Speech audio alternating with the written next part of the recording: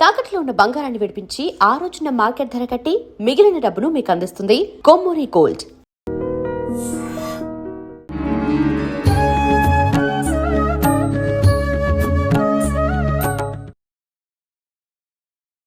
నమస్కారం, welcome to I dream. ధర్మ మార్గం విత్ విజిత కార్యక్రమానికి స్వాగతం. ప్రస్తుతం మనతో పాటు ఉన్నారు సంత్ సదానందగిరి బాబాజీ. మనందరం కూడా అంటే 109 సంవత్సరాల బాబాజీ అని చెప్పి అనుకుంటూ ఉంటాం, పిలుచుకుంటూ ఉంటాం. మరి బాబాజీ ఇప్పుడు నా ముందున్నారు, బాబాజీ ముందే నేనున్నాను. మరి బాబాజీతో మాట్లాడి మరిన్ని విషయాలు తెలుసుకునే ప్రయత్నం చేద్దాం. నమస్కారం బాబాజీ. జై గురుదేవ్. బాబాజీ, పెద్దవాళ్ళు చెప్తూ ఉంటారు, ఎంత ఎక్కువ మాట్లాడితే అంత ఎనర్జీ తగ్గిపోతుంది, ఆయుష్ తొందరగా తీరిపోతుంది అని చెప్పి. నిజంగా దీంట్లో అంత అర్థం ఉందా? లేదంటే అసలు అంటే పెద్దవాళ్ళు ఏదైనా చెప్తున్నారంటే తన వెనకాల ఏదో ఒక రీజన్ ఉంటుంది. ఈ విషయాన్ని ఎందుకు చెప్పుంటారంటారు? ఇప్పుడు ఇది ఒక వాహనము, దీన్ని నడిపే బ్యాటరీ వెనకాల ఒకటి ఉంది అంటే ఒక శక్తితో మనం నడుస్తున్నాం, తిరుగుతున్నాం, తింటున్నాం. ఆ శక్తి వచ్చేదానికి ఆహారం తింటున్నాం. ఆహారం శక్తిగా మారి మనకు పనులు చేస్తాం. దానికి ఒక లిమిటేషన్ ఉంది కదా. ఉంది. పొట్ట నిండా మీరు తిన్నప్పటికీ 12 గంటల్లో మళ్ళా అరిగిపోతే అది ఎట్లా మళ్ళీ రెండోసారి రిపీట్గా వేయమని అడుగుతా ఉందో, ఈ మాట్లాడుతున్నటువంటిదో చేస్తున్న క్రియల మూలంగానో మనలో నుంచి ఎనర్జీ బయటికి పోతుంది. ఇంగ్లీష్ వాడు దాన్ని క్యాలరీస్ పవర్ అనే దాంట్లో కొలిచాడు. ఏ ఆహారం తింటే ఎన్ని క్యాలరీస్ వస్తుంది, నువ్వు ఎంత పని చేసేవాడు ఎన్ని క్యాలరీల ఆహారం తినాలా అనేది వాడు లెక్కలు కట్టాడు. మన పూర్వీకులు దాన్నే శుద్ధమైనటువంటి నేతి అన్నంతో భోజనం చెయ్యి, పొద్దున్నే సద్దన్నం భోజనం చెయ్యి, ఆరోగ్యానికి ఆరోగ్యము, కడుపులో ఎక్కువసేపు ఉండి నీ పనులన్నీ నువ్వు నిర్వర్తించుకునేవాడు. ఆ కాలంలో వాళ్ళందరూ వృత్తి విద్యలలో ఉండేవాళ్ళు, వ్యవసాయ పరులు వ్యవసాయం చేసుకునేవాళ్ళు. అక్కడ కష్టపడాలి. ఆ కష్టపడినప్పుడు ఎనర్జీ సప్లై అవుతారు. అవును. దానికి తోడు ఇప్పుడు ఇంకా మాటలు హావభావాలు చేస్తున్నప్పుడు కూడా ఎనర్జీ వేస్ట్ అవుతుంది. అదే మంచి నృత్యం లాంటిది చేస్తున్నప్పుడు ఎనర్జీ ఒక విధంగా డెవలప్ అవుతుంది.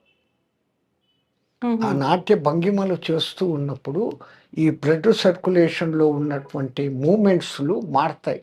ఆ పోస్చర్స్ పెడతారు కదా, తాతై తక్తై అని. ఆ పోస్చర్స్ పెట్టినప్పుడు ఈ బ్లడ్ సర్క్యులేషన్లో మూమెంట్లు బ్రహ్మాండంగా వచ్చి వాడికి ఇంకా యాక్టివ్నెస్ వస్తుంది, ఎనర్జీ పెరుగుతుంది. కానీ వృధా మాటలు మాట్లాడుతున్నప్పుడు కూడా ఎనర్జీ వేస్ట్ అవుతుంది. అందుకే మన పూర్వీకులు ఎక్కువ మాట్లాడద్దు అనేవాడు. ఎక్కువగా మా గురువు గారు ఒక మాట చెప్పేవారు, దీనికే బాతే కామ్ ఖరాబ్, రాత్కే బాతే నీంద్ ఖరాబ్ అనేవాడు. అంటే పగలు మాటలు పని చెడు, రాత్రి మాటలు నిద్ర చెడు. ఎవరో ఇద్దరు, ఒక ఆయన పని మీద పోతాన్నాడు, ఇంకొక ఆయన ఎవడో కనపడ్డాడు, కూర్చోరా 4 నిమిషాలు మాట్లాడతామంటాడు, 4 నిమిషాలు గంట అవుతుంది. ఈ గంటలో అవతల వాడి పని పాడైపోయింది.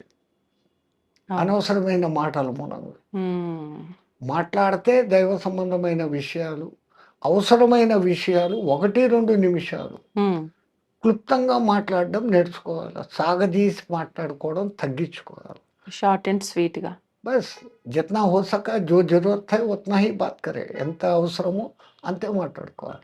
అట్లాగనే రాత్రిళ్ళు మాట్లాడుతూ గంటలు గడుపుతాం, ఒకడికి చెట్టు నిద్ర పాడైతుంది తప్ప రెండో ప్రయోజనం లేదు. అది ఉపయోగకరమైన మాటలు, ఒకనికి బోధ చేసే మాటలు, లేదా ఒక విషయం తెలుసుకునే మాటలు, దీంట్లో అర్థం ఉంది. అక్కడ ఎనర్జీ వేస్ట్ కాదు, కొత్త నాలెడ్జ్ మీ బుర్రలోకి ఎక్కుతా ఉంది. ఒక తెలియని విషయాన్ని మీరు తెలుసుకుంటున్నారు, ఆయన చెప్తున్నాడు, మీరు అడుగుతున్నారు. మీరు అడుగుతున్నప్పుడు మాటలే, ఆయన చెప్తున్నప్పుడు మాటలే. ఈవెన్ దో అక్కడ ఎనర్జీ వేస్ట్ అవుతున్నా కానీ ఇంకో విధంగా ఎనర్జీ లెవెల్స్ పెరుగుతూ ఉన్నాయి. అంటే మీకు ఒక తెలియని జ్ఞానం అక్కడ వస్తుంది. మీ ఎనర్జీ, మీరు మాట్లాడి అడిగారు, ఆ మాటల మూలంగా ఎనర్జీ తగ్గింది. మీరు చెప్పారు, నేను అడిగాను, మీరు చెప్పారు. మీరు చెప్తున్నప్పుడు ఆ మాటలు నాకు అండర్స్టాండ్ అయినప్పుడు నాలో ఒక కొత్త ఉత్సాహము, కొత్త శక్తి వస్తుంది. ఓహో, ఇది ఇట్లా చేయాల్సింది ఇట్లా చేయవచ్చా, నేను ఇంతకుముందు ఇట్లా చేస్తూ ఉంటుంది, ఈ టాపిక్ అంతా అక్కడ వచ్చేస్తుంది. సో అది సేవింగ్ అవుతుంది. వీలైనంత వరకు ఏది కూడా తక్కువగానే అతి సర్వత్రా వర్జయేత్ అని మన పూర్వీకులు గొప్ప మాట చెప్పారు. ఏది కూడా అతి చేయకూడదు, లిమిట్ దాటకూడదు. మనం ఎంతలో ఉండాలో అంతలోనే, ఎంత చేయాలనో అంతలోనే. మాటలు అంతే, పనులు అంతే. అన్ని పనులు నెట్టికేసుకొని కాలేదు అని చెప్పి లబ్బదిబ్బమనే కంటే ఒక్క పనిని ప్లాన్ ప్రకారం తీసుకొని దాని ప్రకారమే చేసుకుంటూ పోతే ఆ పని సక్సెస్ ఖచ్చితంగా అవుతుంది. దీంట్లో కొంచెం దూరం పరిగెత్తి దాంట్లో కొంచెం దూరం పరిగెత్తే రెండూ కావు. సో మాటలు పనికి మాలిన మాటలు, పనికొచ్చే మాటలు ఏదో మనకు విజ్ఞత దేవుడు ఇచ్చాడు. ఏవి ఎంత మాట్లాడాలో అంతవరకే మాట్లాడాలి. అవసరానికి మించి మాట్లాడాలి. అవసరానికి మించి మాట్లాడినప్పుడు తెలియకుండా ఆ డిస్కషను వేరే విధంగా మారిపోవచ్చు, క్లాష్ కావచ్చు. మాటలు పెరిగిపోతాయి. వాడు అట్లన్నాడు, వీడు ఇట్లన్నాడు, నువ్వెందుకు వాడిని అన్నావు, నేనెందుకు వీడిని అన్నాను. ఇంకా అది పెరుగుతానే పోతుంది సుత్తి. అది నెవర్ ఎండింగ్ స్టోరీ పోతుంది. సో ఎంతెంత మాట్లాడాలో అంత. ఏమయ్యా బాగున్నావు అయిపోయింది. మీ భార్య బిడ్డలు బాగుండరా, మీ కొడుకు బాగుండడా, మీ మనం కూడా బాగుండడా, నీకు ఏమొచ్చింది, నువ్వు అడిగి నీకేమొచ్చింది, దాని మీద ఏమైనా బెనిఫిట్ ఉందా? అనవసరమైన మాటలు మాట్లాడకూడదు అని మా గురుగారు చెప్పేవారు. అంటే ఏ సందర్భంలో ఎంత మాట్లాడితే కరెక్టో అంతే మాట్లాడాలి, అంతే. ఇప్పుడు నేను ఇంకొక మాట కూడా అడిగాను బాబాజీ. పాతకాలంలో గురువుల దగ్గరికి కూడా శిష్యులు పోయి, అయ్యా నాకు ఈ అనుమానం ఉంది, నాకు ఈ అనుమానం తీర్చగలిగే శక్తి మీకుంది, ఈ అనుమానాన్ని నేను తీర్చుకోగలిగిన శక్తి నాకుందని మీరు భావించి చెప్తే చెప్పండి అనేవాడు, అంతే. ఇంకా తర్వాత వీడు మాట చెప్పు స్వామి అని సుత్తి కొట్టేదేం లేదు. ఆయనకు బుద్ధి పుట్టి వీడికి అర్హుడు అని అనిపిస్తే అదో ఈ సందర్భం ఇది, ఈ విషయం ఇది, నువ్వు ఇది అడిగావు, ఇది ఇట్లా అని చెప్పేసి చెప్తాడు. అది ఆ సబ్జెక్టు వరకే చెప్తాడు. ఆ సబ్జెక్టు వానికి బుర్రలోకి ఎక్కేదానికి ఏదైనా ఒక ఉదాహరణ చూపిస్తాడు, అంతవరకే అయిపోయింది. ఇంకా అదే దినమంతా చెప్పుకుంటూ కూర్చోడు. మళ్ళీ ఎందుకంటే ఎక్కడ ఇంత ఎనర్జీ ఎక్కడ వేస్ట్ అయిందో ఈ ఎనర్జీని మళ్ళీ మౌనంతో మనం దాన్ని రీఛార్జ్ చేసుకోవాలి. మౌనం ఎంత చేస్తున్నామో రీఛార్జింగ్ అంత అవుతుంది. ఇక్కడ పవర్ యూటిలైజ్ కావడం లేదు. అక్కడ మౌనంలో మంచి ధ్యానము, శ్వాస మీద ధ్యాసో, లేదు ఒక మంత్రస్మరణం, ఒక క్రియో, కుండలిని క్రియో, హఠయోగ క్రియో, కేచరి ముద్రు ఏదో ఒకటి పెడతా ఉన్నాం. సో ఛార్జింగ్ అవుతా ఉన్నాను. ఇక్కడ మాట్లాడుతా అంటే ఛార్జింగ్ పోతానే వస్తుంది. అంటే సాధకులు, యోగులు అయితే మీరు అన్నట్టు ధ్యానమో ఏదో ఒకటి చేసుకొని మళ్ళీ రీఛార్జ్ అవుతారు. కానీ సామాన్యులు ఇవన్నీ ఏమి చాలా తక్కువగా చేస్తారు. చేయకున్నా కానీ కేవలం మౌనంగా ఉండిపోవడం. ఎంతసేపు ఉంటే ఉత్తమం అంటారు బాబాజీ? ప్రతిరోజు అలా సైలెంట్గా ఎవరితో మాట్లాడకుండా? దాన్ని టైం లిమిటేషన్ లేదమ్మా. అదే ఇప్పుడు నేను చెప్పాను, అవసరమైనప్పుడు మాట్లాడటం, మిగతా అప్పుడు మీ వర్క్ ఉంటుంది. ఇప్పుడు ఒకటి కంప్యూటర్ దగ్గర పనిచేస్తున్నాడు, there is no need for him to talk with కంప్యూటర్తో మాట్లాడాల్సిన పని వాడికి లేదు. ఆ కళ్ళతో చూస్తుంటాడు, టైప్ కొట్టుకుంటాడు, మ్యాటర్ అయిపోయింది. వాడంత అదృష్టవంతుడు ఇంకోటి లేడు. వాడు ఎక్కువ మాట్లాడు, సైలెంట్గా పని చేసుకొని వస్తాడు, సేవ్డ్. ఇప్పుడు పైకి మాట్లాడకపోయినా లోపల ఆలోచనలు రన్ అవుతూనే ఉంటాయి. మరి దానివల్ల శక్తి. బాహ్య మౌనం కంటే మనోమౌనం ఇంకా గొప్పది అని మన పెద్దవాళ్ళు చెప్పింది. ఎట్లయితే ఈ బాహ్య మాటలతో ఎనర్జీ, క్యాలరీస్ అనేది ఎట్లా పోతుందో, మనో ఆలోచనలతో లోపల ఉన్నటువంటి బ్రెయిన్కు స్ట్రెయిన్ అవుతుంది. ఆ స్ట్రెయిన్ తగ్గించుకోవాలంటే ఆలోచనలను చాలా వరకు తగ్గించుకోవడం. అక్కడ ఇది ఏదో ఒక దైవనామస్మరణ చేసుకుంటూ పోయే కొద్దీ ఆ దివ్యమంగళ రూపాన్ని ఊహించుకుంటూ ఆ నామం చేస్తున్నంతసేపు సెకండ్ థాట్ రాదు కదా, రెండో ఆలోచనలు రావు. ఫినిష్, అంతే బాబు. బాబాజీ కొన్నిసార్లు నిద్రలో కళలు వస్తూ ఉంటాయి, చాలా ఎక్కువగా.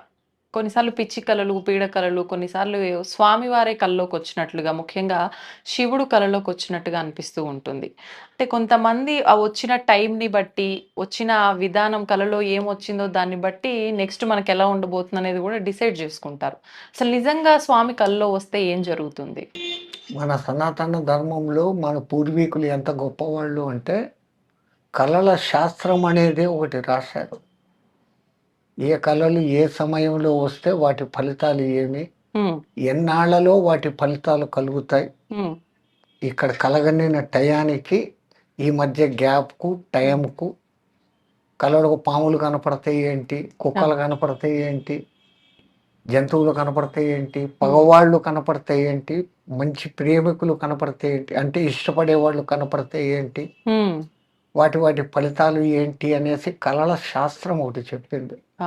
సిగ్మండ్ ఫ్రాయిడ్ అనేవాడు కూడా ఆ కళల గురించి పెద్దగా ప్రయోగాలు చేశాడు. ఫ్రాయిడ్ కళలు 90% ఎందుకు వస్తాయి అంటే ఈ మనస్సు ఆడిచ్చే ఆటలన్నీ మైండ్లో రికార్డ్ అయిపోతూ ఉంటాయి. పగలు మీరు బస్సులో పోతూ ఉంటారు, మీ ముందు సీట్లో ఎవరో ఇద్దరు ఏదో ఒక విషయం మాట్లాడుకుంటూ ఉంటారు, మీకు ఆ విషయంకు సంబంధం లేదు, కానీ ఈ చెవులు వినేసాయి, వినంగానే లోపల పోయి రికార్డ్ అయిపోయినాయి. మీకు తెలియకుండానే రాత్రి ఆ రికార్డు మళ్ళీ ఆన్ అయిపోతుంది. మీకు తెలియని ప్రదేశానికి మీరు అక్కడికి ఇప్పుడు వాళ్ళు చెప్పారు ఆ ప్రదేశానికి మీరు వెళ్ళిపోతారు కళలో. అదే సూక్ష్మ శరీర యానం అంటే ఇంకోటి కళల్లో ఈ నిద్రాస్థితిలో మానవుడు సూక్ష్మ శరీర ప్రయాణం చేసేస్తున్నాడు తనకు తెలియకుండా. సాధనతో దాన్ని పెంచుకునేది వేరే విధానం. ఇప్పుడు సబ్జెక్ట్ కళలది కాబట్టి సూక్ష్మ శరీర యానం గురించి మనం అక్కర్లేదు. కళలు అంటే 90% ఈ సూక్ష్మ శరీరం చేసే ప్రయాణాలు. వీటిలో మంచి చెడు మన ఆలోచనలు ఏమున్నాయో వాటికి తగినట్లే రిఫ్లెక్టేషన్గా 90% వస్తాయి. ఒక మానవుడు 6 గంటలు నిద్రపోతున్నాడు అంటే ఇంచుమించు 5 గంటల సేపు వానిది కలల నిద్ర. 5 గంటలు సౌండ్ స్లీప్ అనేది సుషుప్తి అవస్థ అంటారు మనోళ్ళు. ఎంత ఆలోచించి జాగృత అవస్థ, నిద్రావస్థ, సుషుప్తి అవస్థ, తురీయం అని 4గా మార్చారు. తురీయం అంటే వీటన్నిటికీ సాక్షిభూతంగా ఉండే ఆత్మస్వరూపం. ఆ సుషుప్తిలో తాను ఆత్మస్వరూపుడిగా మిగిలిపోతాడు. అక్కడ మనస్సు లేదు, ఇంద్రియాలు లేవు. ఇంద్రియాలు ఎలాగూ లేవు నిద్రపోయినప్పుడే. ఏదీ లేని స్థితిలో తానుగా ఉండిపోయి రమించే స్థితిని సుషుప్తి అంటాం. కానీ ఆ సుషుప్తిలో పొందిన ఆనందాన్ని మానవుడు బయటికి పొద్దున లేసి I had a very sound sleep, నేను చాలా బాగా నిద్రపోయాను అంటాడు. ఈడేమో పడుకొని ఉండడు, ఈయన్ని దాటుకొని ఇంకోటి పోతే కూడా తెలియదే. అటువంటిది ఈయనకి మళ్ళా ఈ అనుభూతి ఎట్లా కలిగింది? ఈ అనుభూతి చెందుతున్నవాడు ఎవడు? లోపల ఉన్నటువంటి ఆ తురీయ బ్రహ్మ ఆత్మ. తాను ఎప్పుడు ఆ నిజ స్థితిలో ఉండాలంటూ. కానీ ఎప్పుడైతే మనిషి నిద్రలో నుంచి మెలకువకొస్తాడో మనసు మేలుకుంటుంది. ఇంకా ఆ మనసు చూసిన కళ్ళు, వింటున్న చెవులు, చూస్తున్న వాసనలు, చూస్తున్న రుచులు, స్పర్శలు, వీటి ప్రపంచంలో పడిపోయి మునిగిపోయి వీడిని పాడు చేస్తాం. వీటన్నిటి రికార్డింగులు 90% వస్తుంటాయి. ఇట్లా కాకుండా సూచనాత్మకమైన కళలు వస్తూ ఉంటాయి. బ్రహ్మముహూర్త సమయంలో వచ్చే కళ తొందరగా ఫలితాలు ఇస్తుంది. అంటే అది పాజిటివ్ వచ్చినా నెగిటివ్ వచ్చినా జరుగుతుంది అని ఫలితాలు అలాగనే ఉంటాయి. అంటే ఇంకా కళల శాస్త్రం లోపలికి డీప్గా వెళ్ళి ఏ కళ యొక్క ఫలితం ఏది అని చెప్పుకుంటే గంటలు అవుతుంది. ఇది మనకు సంబంధం లేదు. మీరు అన్నట్టుగా నెగిటివ్ కళలు, పాజిటివ్ కళలు ఏవైనా కానీ తొందరగా ఫలితాలు ఇస్తాం. అందుకే మన పూర్వీకులు ఏం చెప్తారు, చెడ్డ కళ వచ్చిందంటే లేచి కాళ్ళు కడుక్కొని మళ్ళీ పడుకో అంటారు. అవును. మంచి కళ వస్తే తలరా స్నానం చేసి ఇంకా నిద్రపోవద్దు అంటారు. అంటే ఆ కళ తొందరగా ఫలించాలి. మంచి కళ వస్తే 3:30-4 గంటల టైంలో వచ్చింది, మెలకు వచ్చింది, చూశారు, కళ మంచిది అని మీకు అనిపిస్తే వెళ్ళి స్నానం చేసి ఇంకా మళ్ళీ పడుకోకూడదు. అదే చెడ్డ కళ అనిపించింది మీకు, వెంటనే వెళ్ళిపోయి కాళ్ళు కడుక్కునేసి మళ్ళీ వచ్చి పడుకోవడం. అందుకే మన వాళ్ళు చెడ్డ కళలు రాకుండా ఉండేదానికి ఒక మంత్రం కూడా పెట్టారు. ఏంటి బాబాజీ?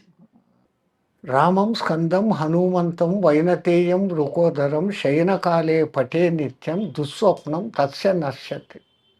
వీళ్ళ పేర్లు ఉమ్, రామం, స్కందం అంటే సుబ్రహ్మణ్యుడు, రామ్ అంటే రాముడు, సుబ్రహ్మణ్యుడు, ఉమ్, రామం, స్కందం, హనుమంతం హనుమంతుడు, ఆ, వైనతేయం గరుత్మంతుడు, వృకోదరం భీముడు. ఉమ్, వీళ్ళ పేర్లు తలుచుకున్న మంత్రం చేత దుస్వప్నం తస్య నశ్యతి ఆహాహా. అనేసి రాత్రి అది అనుకొని ఇట్లా అని ఇట్లా పూసుకోమంటారు.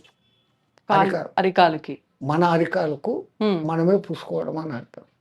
ఉహుం, అరికాలకు ధూళి ఉంటుంది. అవును, ఎంత కాళ్ళు కడుక్కొని పడుకున్నా కానీ ఉంటుంది. ఈ ఒళ్ళు మట్టి ఉంటుంది. ఈ అరికాళ్ళు ఎప్పుడు భూమిని అటాచ్ అయ్యి ఉంటాయి. ఉమ్, 90% నిద్రపోయినప్పుడు తప్ప మానవుడు కాళ్ళు కిందనే పెట్టుంటాడు, నడుస్తాడు, తిరుగుతాడు, పరిగెత్తాడు, ఏమైనా చేస్తాడు. అవును, ఆ భూమి అటాచ్మెంట్ ఉంటుంది. ఉమ్, ఆ భూమాత యొక్క శుభం నీకు కలగాల అని ఆ కాళ్ళను తీసుకొని ఇట్లా అనుకొని పడుకోరా బాబు అంటాను. ఉమ్, సైకలాజికల్గా చూస్తే కూడా నేను ఇట్లా పెట్టుకున్నాను, నాకు ఈ పొద్దు రాత్రి కలలు రావు అనే వీడు ఆటో సజెషన్ ఇచ్చుకున్నట్లు. ఉహుం, ఆ ఆటో సజెషన్ ప్రకారమే జరిగిపోతుంది. జరుగుతుంది. సో వాళ్ళు ఎంతెంత ఆలోచిస్తారమ్మో మన పూర్వీకులు ప్రతి చిన్న విషయంలో కూడా. అవును, మనం వాటిని పట్టుకోలేకపోతున్నాం. పిచ్చితనం ఇట్లా అని ఇట్లా పెట్టుకుంటే నిద్ర బాగుపడుతుందా అని ఆ. అంటారు. Okay, okay. నీలో కాన్ఫిడెన్స్ పెరిగిపోయింది. ఇట్లా ఉమ్, పెట్టుకుంటే నాకేమో అయిపోయింది అన్న అయిపోయింది. ఒక కాన్ఫిడెన్స్ వచ్చేసింది. ఆ కాన్ఫిడెన్సే మిమ్మల్ని ముందుకు తీసుకెళ్తుంది. సౌండ్ స్లీప్ వచ్చేస్తుంది, అన్నీ వచ్చేస్తాయి. ఉమ్, ఉమ్. అది అట్లా. మరి ఇప్పుడు మీరన్నట్టు శివుడే కలలో వస్తే మనకి ఏదైనా ఇండికేషన్ ఇస్తున్నాడు అనుకోవాలా? లేకపోతే మనం ఎలా మనకు ఆయన దర్శన భాగ్యం కలిగింది అనుకోవాలా? అదృష్టం కదా. పరమాత్ముడు కళ్ళకు కనపడం అది విష్ణు, నారాయణుడు, హరియో ఎవరో ఒకళ్ళు. ఉమ్, ఆ దివ్యమంగళ రూపము ఆ రూపంగా కళల్లో అయినా కనపడగలగడం ఎంత పుణ్యవంతమైన విషయం. ఉమ్, అనవసరంగా భయపడిపోయి మీరు శివుడు శ్మశానవాసి వాడు ఆ, కనపడినా అంటే వీడు తొందరగా వెళ్ళిపోతాడు ఇంకా అనుకో పిలిచేదానికి వచ్చాడు. ఆ, ఇవన్నీ పిచ్చి భ్రమలు కలిగిస్తారు. అంతే, భ్రమ మాత్రమే, వాస్తవం కాదు.